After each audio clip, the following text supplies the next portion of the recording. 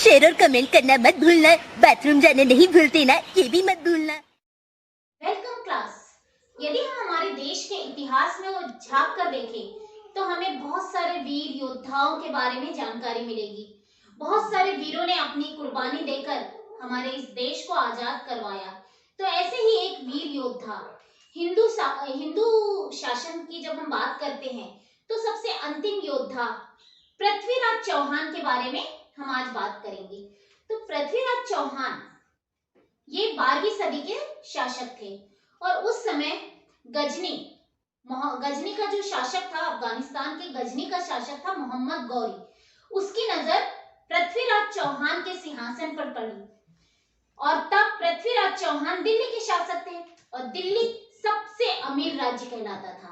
दिल्ली देश का दिल, हिंदुस्तान का दिल भी है, तो सबसे ज्यादा जो धन संपदा थी वो दिल्ली में थी। तो उस पर पड़ोसी राज्यों की ही नहीं बल्कि विदेशी और जो भी फॉरेन कंट्रीज है उनकी नजर भी थी। तो ऐसे ही मोहम्मद गौरी गजनी के शासक की नजर उस पर थी।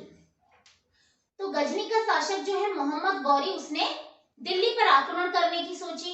पृथ्वीराज चौहान को जब ये बात मालूम हुआ तो उन्होंने भी बोला ठीक है, आने दो उसे, देख लिया जाएगा। हमने भी कोई चूड़ियां नहीं पहनी हुई है, हम उसे मुंहतोड़ जवाब देंगे। मोहम्मद गौरी ने फिर आक्रमण किया।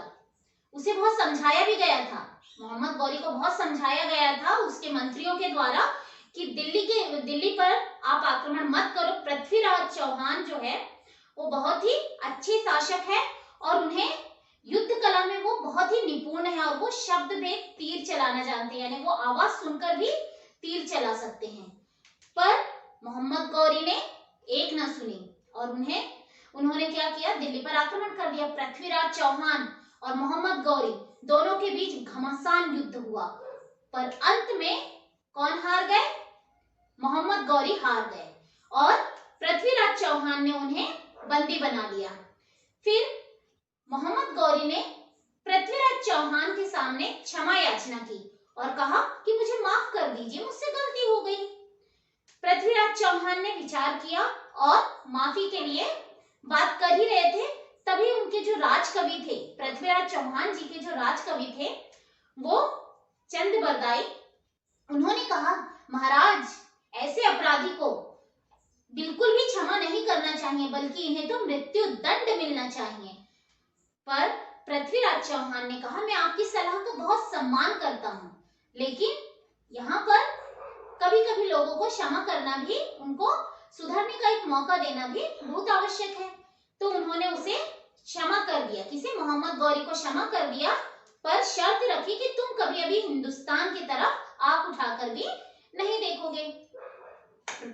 तब पृथ्वीराज चौहान से मोहम्मद गौरी ने वादा किया कि वो कभी भी अब हिंदुस्तान की तरफ आंख उठाकर नहीं देखेगा।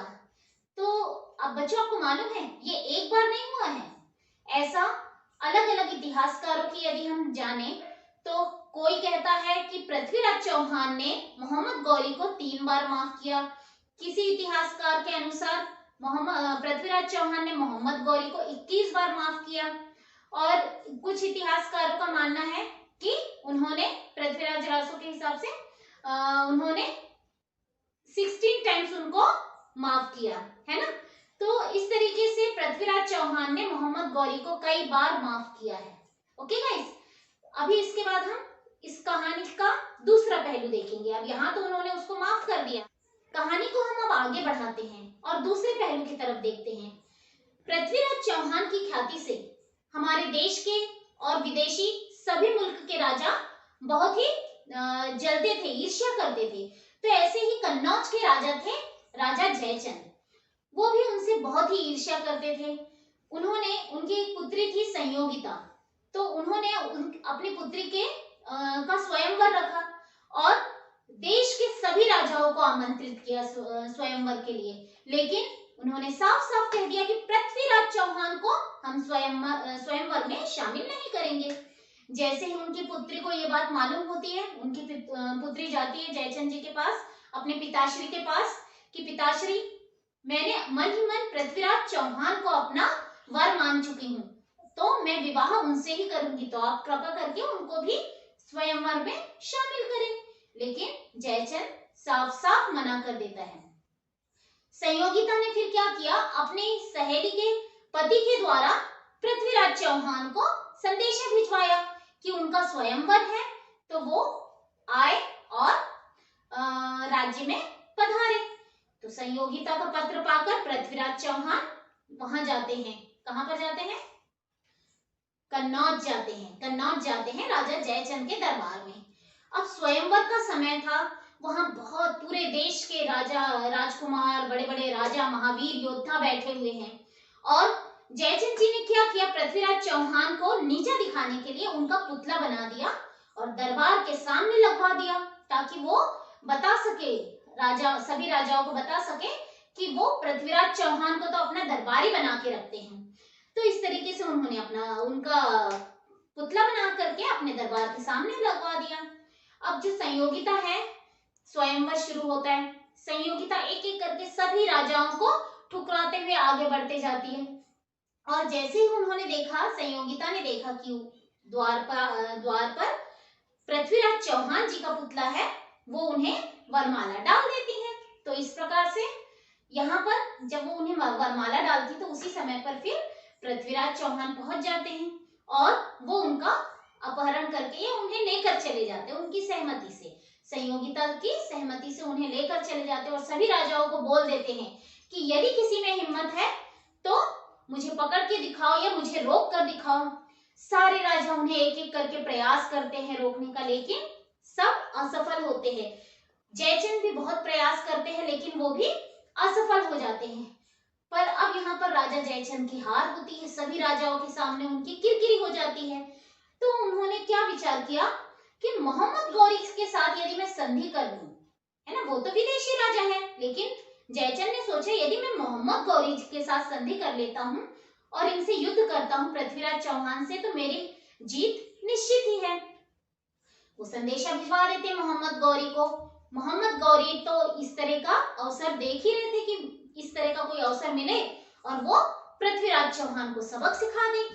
अब इस बार क्या होता है, आते हैं मोहम्मद गौरी और इधर से जयचंद, दोनों ने मिलकर पृथ्वीराज चौहान पर आक्रमण कर दिया।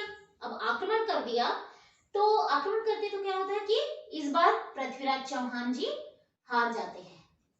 मोहम्मद गौरी जयचंद जब पृथ्वीराज चौहान पर आक्रमण करते हैं तो दोनों भी ग्रुप में, दोनों की सेनाओं में घमासान युद्ध होता है, लेकिन अंत में पराजय इस बार पृथ्वीराज चौहान की होती है और जयचंद की मदद से पृथ्वीराज चौहान को मोहम्मद गौरी हरा देता है।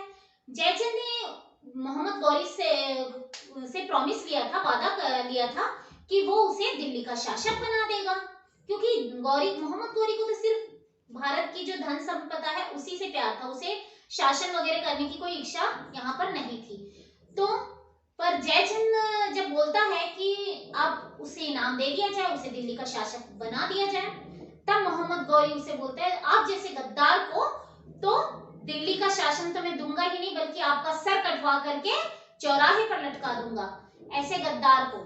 तो वो अपने सैनिकों को आदेश देते हैं कि इनका गर्दन कट करके चौराहे पर लटका दिया जाए, और इस तरीके से और उसके ऊपर लिख दिया जाता है कि जयचंद गद्दार।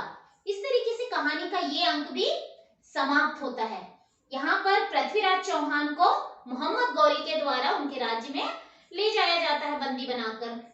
अब मोहम्मद गौरी और पृथ्वीराज चौहान, जब पृथ्वीराज चौहान उनसे बोलते हैं, बात करते हैं, कोई भी वो क्षमा याचना नहीं करते हैं, हमेशा नजरें ऊंची रख के बात करते हैं। मोहम्मद गौरी को इस बात का बहुत गुस्सा आता है और वो पृथ्वीराज चौहान को बोलते हैं कि तुम नीची नजरें करके बात करो, अन्यथा मैं तुम्हारी आंखों में सलाखी घुसवा दूंगा।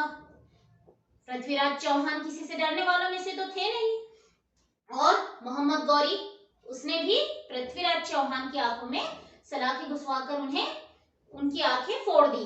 और ये बात जैसे ही उनके मित्र, पृथ्वीराज चौहान के मित्र चंद्रप्रदाई को पता चलती है, तो वो सीधे पहुंच जाते हैं मोहम्मद गौरी के पास और उनके राज्य में, और उनसे क्षमा याचना और पृथ्वीराज चौहान को छोड़ने की क्षमा भी मांगते हैं, लेकिन मोहम्मद गौरी छोड़ने वालों में से तो नहीं था और वो उसे भी बंदी बना लेता है। किसे? चंद्रबरदाई को। अब चंद्रबरदाई और पृथ्वीराज को एक ही जेल में रखा जाता है, एक ही कोठरी में रखा जाता है।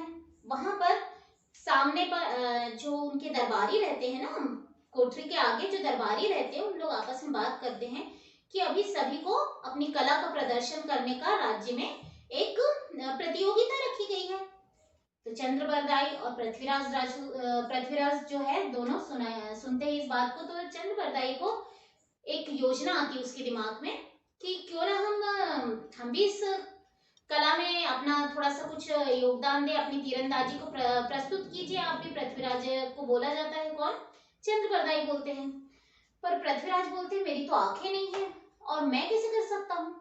चंद्रबरदाई उन्हें याद दिलाते हैं कि आप तो शब्दभेद, बाण और तीरंदाजी में माहिर हैं। फिर चंद्रबरदाई जो मोहम्मद गौरी है उनके पास जाते हैं और उनसे बोलते हैं कि मेरे मित्र पृथ्वीराज भी इस अपनी कला का प्रदर्शन करना चाहते हैं। मोहम्मद गौरी बहुत हंसता है और बोलता है वो अंधा क्या इस कला का प्रदर्शन करेगा, तीरंदाजी करेगा। तो बात वहां ठीक हो जाती, पर वो उनको अनुमति दे देते हैं। फिर जब तीरंदाजी कला का प्रदर्शन होता है तो जो पृथ्वीराज है वो उन्हें तो दिखाई नहीं देता है, पर वो क्या करते हैं, जो चंद्रबरदाई है वो कविता की कुछ पंक्तियां पढ़ते हैं और जैसे ही कविता की पंक्तियां पढ़ते हैं और जो मोहम्मद गौरी है उनके सामने एक शर्त रखते हैं कि आप जब तक पृथ्वीराज जी को 3 बार नहीं बोलेंगे कि अभी आप अपनी कला का प्रदर्शन करो, तब तक वो तीर नहीं चलाएंगे।